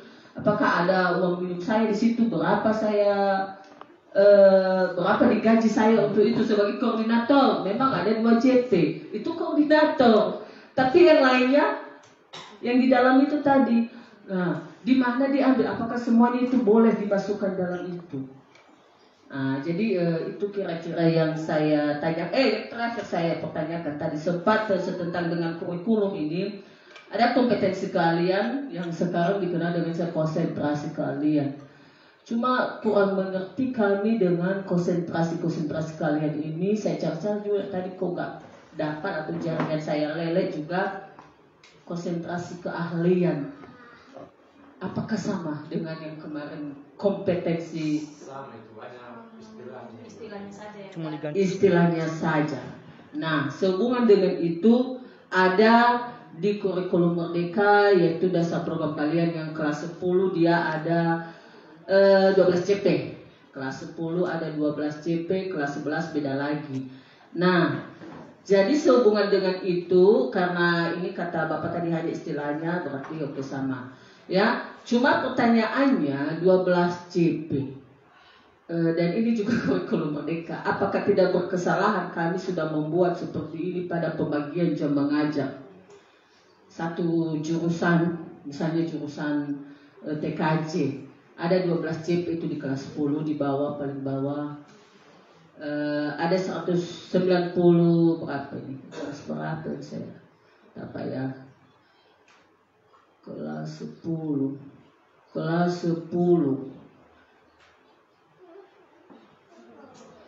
Dasar program kalian ada 432 CP, tidak ada di situ P5-nya. Jadi kalau bagi 36 itu ada 12 jam pelajaran 1 minggu. Nah, jadi apakah tidak berkesalahan kami membagi dasar program keahlian yang 12 CP itu ke tangan beberapa orang guru dengan pemahaman bahwa tadi kita ada di fase E ya, fase E kelas 10 dengan beberapa elemen itu. Jadi sebenarnya ini pembunuhan jam mengajar guru juga kemarin. Saya apa saja saya sampaikan saja. Di jurusan TKJ ada 12, ada diaput 3 orang guru. Apakah itu tidak berkesalahan? Atau bagaimana supaya sebelum terlanjur bagus-bagus kalau semua guru mendengarkan ini, karena saya bagi itu kemarin terus terang untuk supaya list ini bisa terbagi kepada guru-guru yang lain yang karena memang tidak ada, karena ada faktor lain juga yang menyebabkan ada kekurangan jam ini. Jadi itu yang saya buat, karena saya kurikulum kemarin saya buat. Begitu juga nanti di kelas 11. Nah di kelas 11 akan di situ ada mata pelajaran pilihan, ada mata pelajaran pilihan dan mata pelajaran konsentrasi, ya. Nah mungkin kalau mata pelajaran konsentrasi ini, apakah ini hanya diampu oleh misalnya di jurusan itu, karena kita SMK ya beda dengan SMA, karena jurusan itu ada 3 orang guru. Apakah hanya oleh guru itu tidak boleh dibagi ke guru lain? Begitu juga dengan mata pelajaran pilihan tadi yang 144 di kelas 11 juga di kelas 12 mungkin tadi. Itu dasar program kalian kelas 11 pada kelas 11. Iya, 648 itu konsentrasi kalian dan mata pelajaran pilihan. Ya, mata pelajaran pilihan ada 144 dalam 1 tahun itu kan Pak.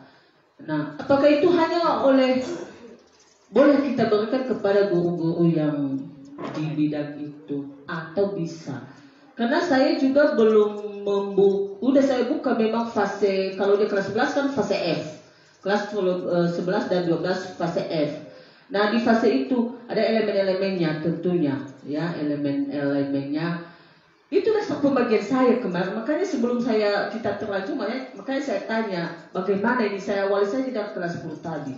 Kelas 10 ada 12 JP, 12 JP, 3 orang yang mengampu itu. Dengan pembagiannya 1 orang 4 JP elemen 1, 2 contohnya.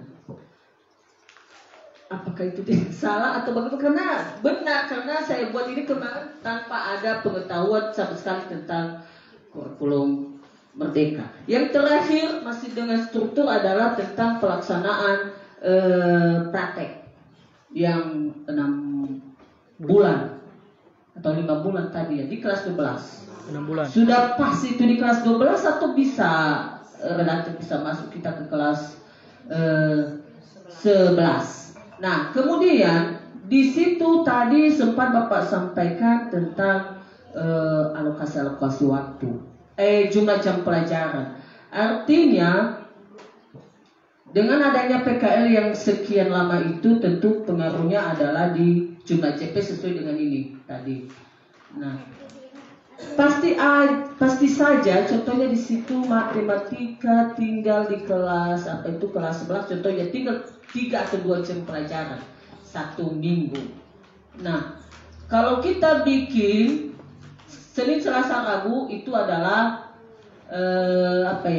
praktek PKL mana di luar. Kamis, Jumat, Sabtu belajar. Nah, matematika kalau kita kumpulkan di situ matematika dalam minggu itu 3 JP, bahasa Inggris sekian JP, ini apa cukup dengan waktu itu? Nah, bagaimana dengan ini juga? Itu yang saya tanya. Baik, terima kasih. Terima kasih kepada Ibu Wakasih Kurikulumnya. Saya buka dulu ini Bapak Ibu. Mungkin sudah di-share ini tadi ya.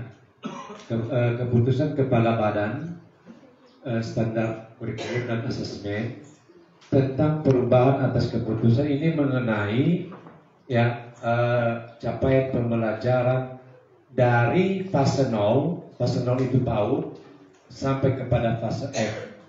Nah di sana Bapak Ibu sudah disampaikan seluruhnya mata pelajarannya, ya, termasuk PKL. Kalau tadi saya jawab dulu dari Ibu ya, PKL apakah hanya di kelas 12? Itu di struktur kurikulum, ya. Dan di sini juga sudah ditetapkan dia di capaiannya itu, ada capaiannya semua di sini, ya, capaian pembelajarannya itu berada di fase E dan kelas 12. Jadi boleh di kelas 11 susah nanti karena struktur kurikulumnya sudah ditetapkan di kelas 11 yang ini tadi, ya, sudah ada jumlahnya, sudah ada ditetapkan apa mata pelajarannya di kelas 11. Maksudnya ini agar anak-anak dulu bisa dapat semua ilmunya, baru nanti dipraktekkan di lapangan. Nah, itu yang pertama. Yang kedua, tadi masalah konsentrasi keahlian ini tadi dibilang Ibu ya, dasar-dasar keahlian itu apakah boleh beberapa tangan yang menanganinya? Justru itu yang diminta, Bu. Jangan di tangan satu orang, karena ini 432 jam pelajaran. Bagi 36 mati dia, Bu, kalau 12 jam seluruhnya sama dia. Cepat dia innalillahi. Iya. Dan istilahnya juga guru-guru yang lain minta dong sikit, ya kan? Kita GTT ini juga perlu dualis, itu sudah syukur, ya. Jadi dibagi-bagi ini, Bu. Dan saya kira ini tidak hanya satu elemen, ya. Elemennya itu yang dibagi-bagi per guru. Sama seperti MIPA saya cerita ini dulu, di SMA tidak sebenarnya bukunya itu khusus fisika, khusus kimia, biologi, tidak. Hanya satu buku, tapi di dalam ada itu. Jadi dibagi-bagi dia 3 guru. Tidak berarti satu orang guru mengajari semua, ya. Disesuaikan dengan elemen mana Bapak ini yang mampu diajarkannya. Itu. Jangan pula, ya, satu elemen itu Bapak itu tidak mampu, kita paksakan sama dia. Gariti bunia, menikorulan wakahenia, ya. Ada juga yang berani-berani. Kalau saya, Bu, ditawarkan, kalau memang saya tidak tahu, tidak mau saya mengajarkan. Tapi ada juga demi les. Jangan begitulah. Ya, kita ingat anak-anak kita yang kita korbankan kalau seperti itu. Ingat tadi, berorientasi kepada siswa. Selanjutnya, apakah semua pembiayaan diambil dari anggaran BOS? Apakah semua biaya belajar mengajar ini dari dana BOS, Pak? Pak, kepala sekolah. Apakah semua biaya belajar mengajar diambil dari dana BOS? Tidak semua. Sama seperti itu. Boleh dari SPP, boleh dari BOP. Kita sesuaikan anggarannya yang cocok. BOP kan bisa dibeli bentuk barang inventaris. Di situ nanti kita beli. Itu. Tapi dananya tetap dari sekolah. Dari mana sumbernya? Sekolah memikirkan itu. Jangan tanyakan sama saya dari mana sumbernya, saya nggak tahu. Ada SPP kita di sini. Berapa per bulan? 30. Kalau itu bisa dibagi-bagi, bisa Pak di sini. Mungkin ada pembiayaan yang tidak boleh di BOS. Contoh, rapat kita melaksanakan pembuatan silabus, modul, atau rapat koordinator menentukan tema. Kan tidak boleh mami sekarang makan minum. Dari SPP bisa dananya. Itu kan mengakal-ngakali dana anggaran. Jangan fokus kita tidak boleh di dana BOS, ya kan ada anggaran lain. Itu. Nah, jadi dana ini jangan diminta. Tapi yang saya katakan tadi Bapak Ibu, kita pergunakan dulu aset yang ada di sekolah. Ya, berbasis aset kita dulu. Kita buat dulu, kalau kami ini ada istilah bakja. Ya, apa yang sudah ada di sekolah kita. apa yang kita bisa potensikan di sekolah kita. Nanti mungkin dananya tinggal sedikit yang kita pakai dari dana BOS. Ya, jadi semua pembiayaan Bapak Ibu dari sekolah, bukan mesti BOS. Ya, tapi sama dia dengan proses belajar mengajar, dibiayai dari dana sekolah. Kemudian saya ngerti apa yang Ibu katakan tadi. Contoh tadi matematika, dia juga ada proyek di mata pelajarannya, intrakurikulernya. Apakah tidak sama itu dengan proyek yang disangka dengan P5? Tidak, Bu. Itu di luar. Kalau proyeknya di mata pelajarannya, itu untuk mencapai capaian pembelajaran di mata pelajarannya.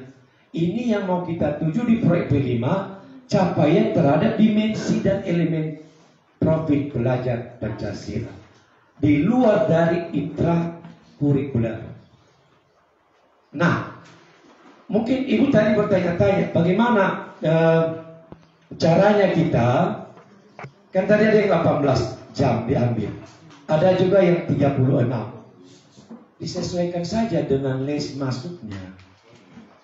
Contoh Bapak Ibu, minggu ini kita masuk P5. Saya masuk 2 jam PKN hari Senin di kelas 10.1. Maka P5 saya ganti, PKN saya ganti dengan P5. Tapi saya tanya sama koordinator, sudah modul keberapa? Itu nanti yang saya ajarkan. Karena mungkin tadi di les pertama sudah masuk modul ke pertama, kedua. Saya di les ke 78, berarti melanjutkan modul ketiga. Karena kan banyak modul yang kita katakan tadi ya, tidak langsung aksi.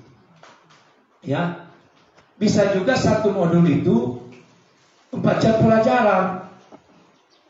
Nah, Pak, gimana itu? Berbeda gurunya nanti? Tidak berbeda, kan ada yang 4 pelajaran bahasa Indonesia.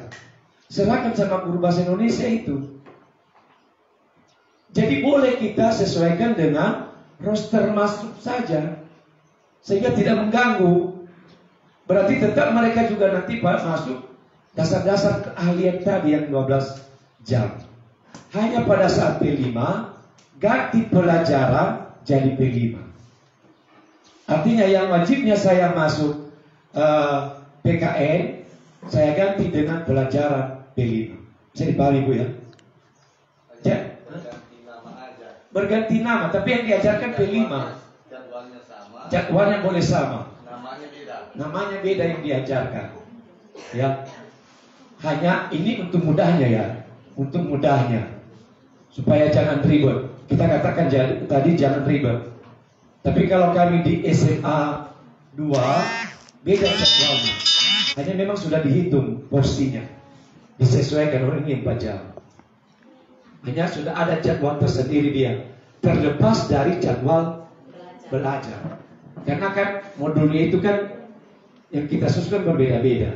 Jadi kan disesuaikan dengan modulnya itu. Tetap jam pulangnya nanti sama dengan kelas 11 dan kelas 12. Itu Bapak Ibu. Selanjutnya proyek masing-masing mata pelajaran tidak termasuk dalam proyek P5. Ya, sudah saya katakan tadi, proyek yang saya tagih kepada anak-anak di PKN itu untuk mencapai CP di mata pelajaran PKN. Beda kalau P5. Kalau P5 untuk mencapai dimensi profil pelajar Pancasila. Bisa dibahas Bapak Ibu ya. Nah itu. Jadi terlepas dari intrakurikuler, berdiri sendiri. 3 ini intra, ekstra, berdiri sendiri-sendiri. Ya, ekstra tidak lagi, tidak ada kaitannya dengan intra. Intra tidak ada juga kaitannya dengan dan ekstra. Ya, tapi keterhubungan secara implisit ada. Maksudnya apa? Tetap juga ada kita gali minat dan bakat dalam kita mengajarkan P5. Seperti itu keterhubungannya. Ketika kita masuk mengajar, memang harus ada dimensi yang akan kita mau integrasikan di dalam mengajar kita. Itu mudah, Bapak Ibu. Kita ajak diskusi, itu sudah dimensi gotong royong. Itu sudah dimensi gotong royong, kolaborasi. Ya, kita ajak dia untuk menyampaikan pendapat, itu sudah dimensi bernalar kritis. Tapi harus tercantum di dalam modul ajar kita, dalam langkah-langkah mengajar kita. Bisa dipahami ya Bapak Ibu ya. Jadi P5 kita di intra, penguatannya nanti di co-curricular. Itu penguatannya di co-curricular. Ya. Karena memang begini Bapak Ibu. Tadi Ibu Sebuah mengatakan, jadi ini bukan ilmunya lagi yang penting. Ya. Bukan tidak penting ilmunya, tetap ilmunya ada. Hanya materi esensial sudah dikurangi itu sekarang Bu. Sudah disesuaikan. Contoh di PKN dulu berbab-bab. Sekarang bukan bab lagi namanya ya, elemen. Nanti di bawahnya unit. Ya. Nah, dulu kami di PKN kelas 10 saja 8 bab. Dengan banyak sekali KD-KD-nya. Sekarang hanya 4 elemen. Pancasila, Bhinneka Tunggal Ika, ya, kemudian Undang-Undang Dasar dan Negara Kesatuan Republik Indonesia. Hanya 4 elemen. Sama di mata pelajaran lain juga demikian. Ya. Jadi Bapak Ibu, ya, jangan heran nanti kalau bukunya satu tapi bisa diajarkan oleh 2 orang. Ya. Bukunya satu, tapi yang mengajarkannya dibagi-bagi per elemen. Boleh. Merdeka. Namanya merdeka. Nah, bebas. Itulah otonomi sekolah menentukannya. Ya. Kemudian, saya kira sudah jelas Ibu semua ya. Masalah tadi yang dikatakan oleh Kasek, tidak ada lagi kejuaraan. Memang bukan kompetisi masalah belajar ini. Ya. Lalu bagaimana anak-anak itu nanti motivasinya untuk belajar? Makanya kita buat pertanyaan pemantik. Ya. Buat apresiasinya bagaimana? Ya. Kaitkan dia dengan hal konseptual. Anak-anak suka. Lalu bagaimana kita memakai model pembelajaran? Saya ada banyak di sini model-model pembelajaran. Ya, nanti boleh saya bagi-bagi model-modelnya. Enak sekarang kita mengajar. Kalau sudah ada seperti itu, kita tidak capek sebenarnya mengajar. Ya, contoh kemarin saya mengajar di kelas 12, baca artikel. Siapa yang tidak suka artikel? Saya Pak. Oke, tonton video yang ada di atas. Sesuaikan dengan bakat, itu diferensiasi. Ya, sudah? Ya. Baru ceritakan kembali apa yang sudah kamu baca, apa yang sudah kamu lihat. Sudah enak kita mengajar. Tidak capek lagi. Tidak ada lagi guru catat. Dan kita tidak berdasar lagi kepada buku sekarang Bapak Ibu. Usaha kita bagaimana mencari materi yang akan kita ajarkan. Ya, ada buku memang. Kami di SMA 2 sudah pesan, sudah ada. Tapi bukan buku teks lagi patokan kita untuk mengajar. Bahan kita boleh dari mana saja. Yang penting capaian pembelajarannya tercapai. Bukan masalah harus dari buku ini. Tidak. Dari hal-hal sehari-hari pun dia bisa belajar untuk mencapai CP. Ya. Bisa dibalik Bapak Ibu ya. Kita belajar bersama ya, bukan ini. Kemudian, jadi kejuaraan Bapak Ibu, yang penting di situ adalah motivasi intrinsik dari anak itu, motivasi yang dari dalam. Kejuaraan hanya motivasi dari luar untuk belajar. Ya, dia belajar supaya jangan turun nilainya, stres. lama-lama depresi, lama-lama lari kilometernya, 1 kilometer, 2 kilometer, sampai nanti berpuluh-puluh kilometer, lila dano saya, gari tipu, utang itu betul, keluarnya naik bisa mus, ya. Banyak orang yang gagal gara-gara itu, tidak kuat mempertahankan. Makanya kejuaraan tidak lagi memotivasi yang lebih penting bagi kita, Bapak Ibu Guru. Motivasi intrinsik anak-anak itu yang lebih penting. Dengan cara bagaimana? Itu tadi pertanyaan pemantiknya yang menarik, ya, apresiasinya yang kontekstual, ya. Jadi itu yang lebih penting. Kemudian koordinator kurikulum, apakah bisa menjadi koordinator? Boleh-boleh saja, Pak. Tapi jangan semua sama koordinator kurikulum. Ya. Ada abu ya tadi. Karena banyak yang dipersiapkan. Garis-garis besar tema itu juga dia yang mempersiapkan. Topiknya. Ya. Lebih baik ada yang berpotensi itu dia. Karena nanti menginsert nilai juga dia. Tidak boleh akun orang lain. Akun koordinator yang sudah tercatat di Dapodi, itulah yang bisa membuka akun untuk rapor P5. Sesuai kelasnya ya. Sesuai kelasnya. Tadi muncul pertanyaan, nanti naik di kelas 11, masuk ke fase E. Apakah lain lagi koordinator lain? Yang pastinya satu kelas itu 2 jam. Ya, tapi jangan 3 kelas dibuat 2 koordinator, salah. Hanya 1. Karena maksimalnya 6 jam. Kecuali kalau 4 kelas, baru 2. 1 yang 6, 1 yang 2 jam. Kita bagi-bagi deh satu. So 3 kelas. Bagi sama sa 1, bagi sama sa 2. Nalazui telu-telu. Tidak boleh.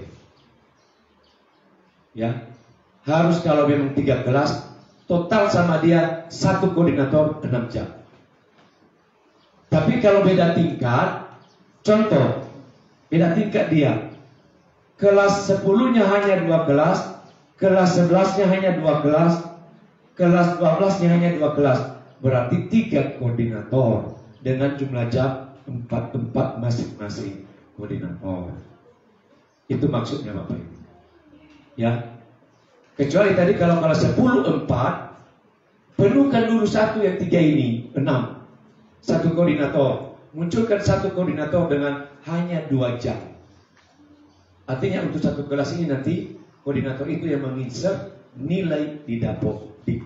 Karena ini berhubungan dengan nilai di Dapodi. Guru lain tidak bisa buka akunnya, karena kan kita masing-masing. Koordinator kelas berapa dia nanti dimasukkan dalam Dapodi, sehingga dia nanti yang memasukkan nilai itu di kelas itu. Berarti Pak, koordinatornya disesuaikan dengan jumlah kelas. Iya, jumlah kelas Pak. Itu yang saya katakan tadi. 3 kelas itu 1 koordinator dengan jumlah jam 6 jam, 2 jam per 1 kelas. Iya. Kalau 2 kelas, 1 koordinator. 1. 4 JP. Hanya 4 JP tapi. Iya, betul. Tapi 4 JP. Iya, jangan 6. Salah kita nanti tahu di Dapodi. Iya. Ya. Kan di Dapodi di kelas berapa dia sebagai koordinator.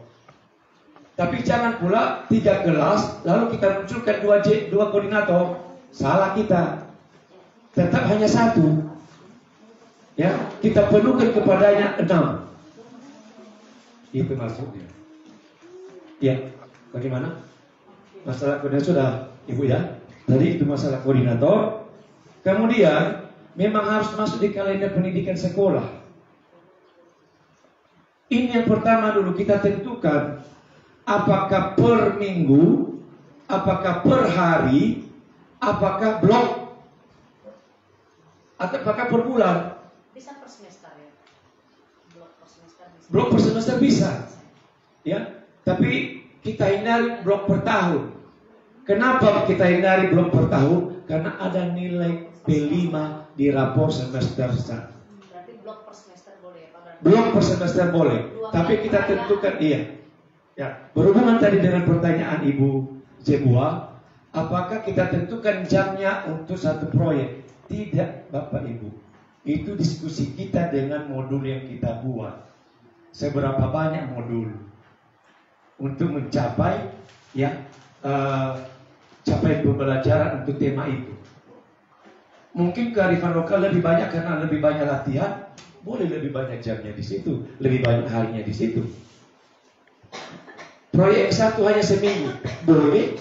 Semua itu merdeka. Ya, iya, suka-suka tapi harus bertanggung jawab. Ya, sesuai dengan kebutuhan di sekolah kita juga. Ya, jadi tidak ada patokan satu tema berapa jam berapa hari, tidak ada. Ya, tapi kita perkirakan, makanya ada ini diskusi koordinator. Kira-kira nanti kita sampai rencana aksi sampai kapan? Lalu aksinya itu berapa lama? Aksinya ini maksudnya Bapak Ibu ya, pelaksanaan kegiatan itu. Contoh misalnya latihan menarinya sudah selesai. Kalau pengenalan kan bukan aksi itu. Ya, tapi latihan menarinya itu aksinya. Kita perkirakan kira-kira sudah bisa tidak dalam kita belajar 1 minggu mereka bisa tampil nanti. Ya, bisa menguasai. Contoh ini. Ya, dengan catatan hanya 36 hari. Ingat juga hanya 36 hari. Sudah ikut semua perencanaan di luar, Bu. Mulai dari Di luar. pengenalan materi. Hanya pengenalan, udah masuk ya mulai di situ. Tapi perencanaan di luar. 18 hari per semester. Iya, 18 hari per semester dengan 3 tema. Tema wajib, boleh kebekerjaan, boleh budaya kerja. Pilih salah satu, tidak dua-dua. Mungkin tahun ini kita kebekerjaan. Kelas 11 nanti mereka budaya kerja. Kelas 12 kembali lagi kebekerjaan, boleh. Atau budaya kerja lagi, boleh. Atau kebekerjaan saja 10, 11, 12 boleh. Yang penting ada yang 2 ini salah satunya. Ya, itu wajib. Bukan wajib dua-duanya harus dilaksanakan. Itu.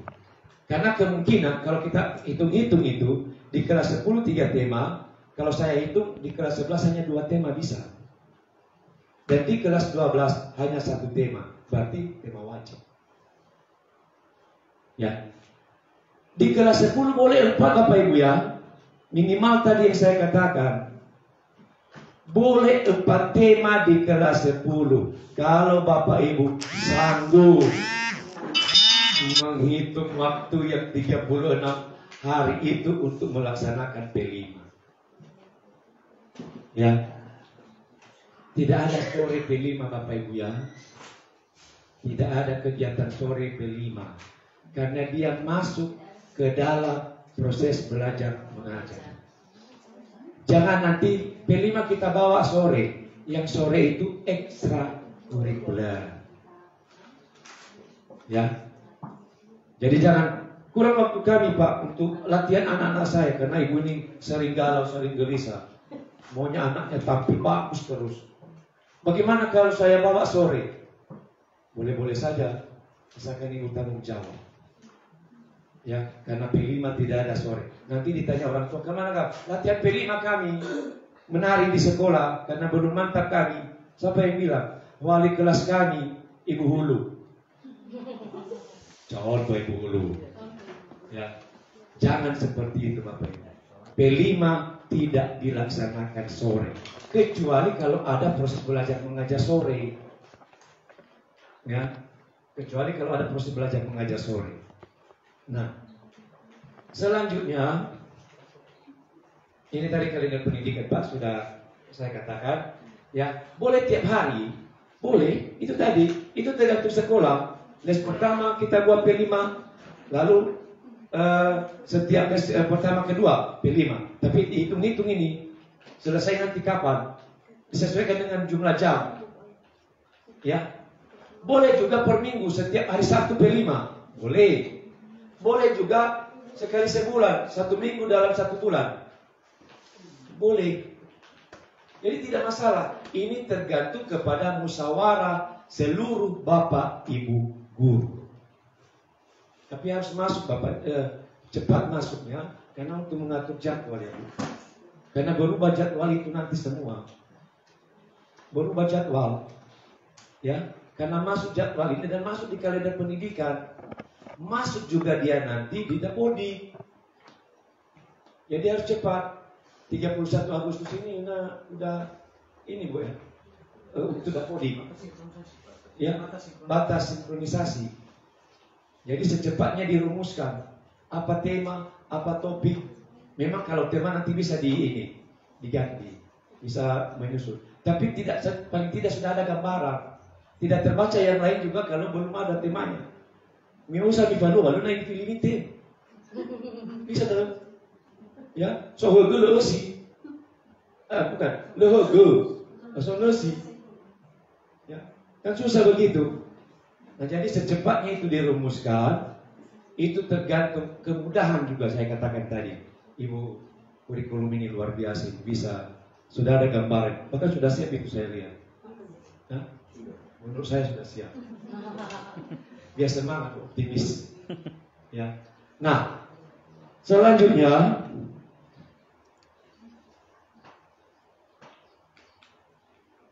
saya kira sudah terjawab semua ya. Biaya tadi ya Pak. Biaya tadi sudah kita bahas ya. Soal nilai bukan patokan ini. Maksudnya prestasi tadi itu bukan berupa kompetisi dia dalam belajar. Iya. Sudah Pak. Artinya sekarang Pak, bagaimana kita menimbulkan motivasi anak-anak dalam belajar. Makanya setiap belajar, mengajar, pertanyaan pemantik itu yang pertama. Memotivasi. Motivasi itu intrinsik dari dalam diri anak-anak itu. Jangan ya dari luar. Itu kan dari luar kalau kita memberi penghargaan. Ketika dia tidak, apalagi disaksikan oleh teman-temannya. Ya. Dan teman-temannya ini nanti yang mengunjuk dia ketika dia jatuh. Itu yang dihindari. Dan sudah terjadi di SMA 2. Di kurikulum K13 kan masih ada. Ya. Anak itu sekarang Pak ditanya juara berapa, langsung dia begini dan nangis. Karena dia juara 1 kiam, ya, akhirnya dia jadi juara 3. Hanya beda 0,1, juara 1 beda 0,1 dengan juara 2, juara 2 dengan juara 3 hanya beda 0,1 juga. Sehingga dia kecewa. Ya. Dan ketika pun belajar di kelas, biasanya dia aktif. Ya. Coba berikan dulu, ceritakan dulu apa yang sudah kamu lihat. Biasanya cepat-cepat itu dia. Ketika saya masuk kemari, kenapa kau? Enggak tahu. Terpaksa kita bimbing lagi. Makanya dia sekarang dalam proses di BK. Ya, karena kebetulan juga di SMA 2 BK tetap berjalan untuk ya istilahnya dokter kejiwaan juga termasuk ya. BK ini psikiater. Jadi harus standby BK sebenarnya bagi anak-anak. Karena bimbingan karir, bimbingan studi, bimbingan apa lagi itu namanya? Dalam pribadi ada banyak layanan mereka, ada 9 layanan mereka BK ini. Termasuk home visit itu juga BK. Ya. Home visit atau visit home. Entah yang mana itu Ibu? Home visit ya. Itu BK. Ya. Wali kelas itu tidak wajib home visit. Yang wajib adalah guru BK. Ada guru BK kita di sini, pegawai negeri Pak ya? Itu udah luar biasa itu. Sama di SMA Berwa juga dulu ada pegawai negeri sama kami. Luar biasa. Ya, guru BK yang begitu memperhatikan anak-anak yang bermasalah. Ya, sehingga anak-anak semua bagus-bagus, baik-baik. Jadi itu kira-kira. Sedikit lagi Pak. Iya. Tadi kan Bapak bilang minimal 3 tema, gitu kan? Itu 3 tema itu apakah bisa dibagi? Contoh di semester 1 hanya 1 tema, di semester 2 bisa 2 temanya. Kemudian itu kan 18 hari. Contoh kita mau ambil untuk di akhir saja, di akhir semester contoh. Berarti kalau 18 hari itu kan 3 minggu, ya kan? Berarti di situ kita mulai kasih kemana, misalnya 1 minggu itu untuk pengenalan 6 hari. Kemudian kita kasih mereka untuk aksi atau latihan itu selama 9 hari. Kemudian untuk perayaan itu atau penilaian kan, kalau Bapak kan sebenarnya di situ nilai Bapak Ibu guru itu selama 3 hari, bisa seperti itu. Bisa. Itu tergantung, itu tadi kemerdekaan kita. Ya. Kalau kami dulu, ini cerita pengalaman ya. Mohon maaf kalau saya kaitkan semua Bapak Ibu ya, karena pengalaman. Kalau kami dulu selesai dulu tema 1, ya, baru tema 2-nya berlanjut dia dari November, Desember sampai ke Februari. Itu. Dan karena selesai tadi tema 1, langsung kami adakan perayaan. Karena pas momen 25 November, Hari Guru. Untuk tema 2, tapi masih berlanjut tema 2. Tema 2 dari November, Desember. Jadi nilainya dari mana? Dari tema 1 yang sudah selesai. Itu nanti yang masuk ke rapor. Paham Bapak Ibu ya? Jadi kan belum selesai memang tema 2. Tentu nilai juga harus masuk di rapor. Kan sudah selesai 1 tema. Boleh 1 tema masuk. Ya. Baru tema 2 sedang berjalan, selesai dia Februari, masuk Maret, tema 3, selesai Mei, tema 3. Kami adakan perayaan pas ekstrakurikuler untuk 2 tema ini tadi. Dan nilai itu semua digabung untuk semester 2. Baru nanti cetak rapor P5. Karena di rapor P5 bukan lagi nilai yang ada. Seperti tadi, sudah berkembang, sangat berkembang. Ya. Jadi rapornya 1 kali 1 tahun, tapi nilainya setiap semester. Boleh Bapak Ibu, bebas kita.